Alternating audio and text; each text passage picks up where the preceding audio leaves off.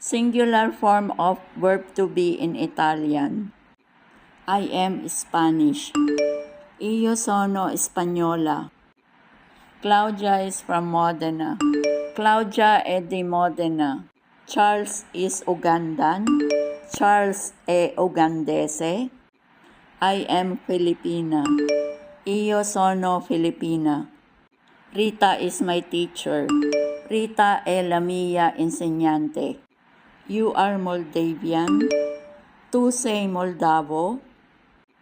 I'm from London. Io sono di Londra. You are Italian.